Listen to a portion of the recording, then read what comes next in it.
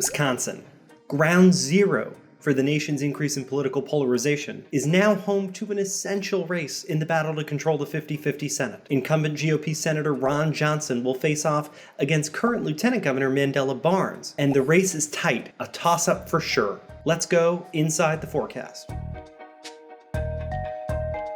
Barnes was first elected on the ticket with now Governor Tony Evers in 2018. He became the Democratic nominee after all of his top competitors, one by one, dropped out of the race and endorsed him before the primary. Johnson is a two-term incumbent with a penchant for controversy. Most recently, he's focused on the conduct of President Joe Biden's son, Hunter Biden, who's under federal investigation. Johnson also has a very conservative record in the Senate, and he's become pretty unpopular at home. While that's good news for Barnes, he also has some ground to cover. Despite being only the second and highest ranking African American ever elected statewide, he isn't as well known.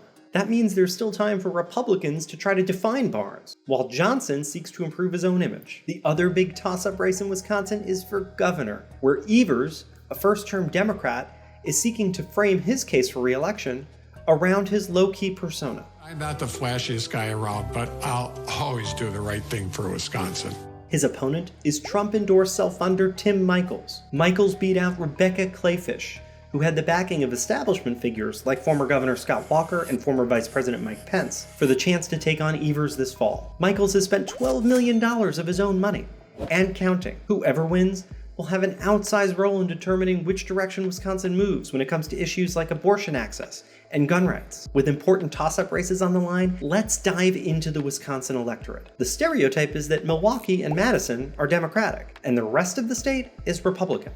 That's true to some degree, but you have to look beneath the surface too. Take the suburban collar counties that ring Milwaukee. Known as the WOW counties, Waukesha, Ozaukee, and Washington have long been where Republicans have built their statewide margins. But Biden made inroads in 2020, losing the WOW counties to Trump by 23 points, compared to Hillary Clinton's 28-point loss 4 years earlier. Though these are Republican areas, they're filled with the same kind of suburban, well-educated voters who've been drifting toward Democrats in other parts of the country. On the flip side, Republicans have been gaining ground in areas farther from the cities. Take Democratic Congressman Ron Kind's district in western Wisconsin. In 2012, Mitt Romney won 44% of the vote there. Trump then won 49% in 2016, and then 52% in 2020. Still, Kind survived, despite holding a district filled with the same kind of blue-collar white voters who have flocked toward Republicans. But this cycle, Kind decided his time was up and retired. The race to replace him is lean Republican, and Derek Van Orden,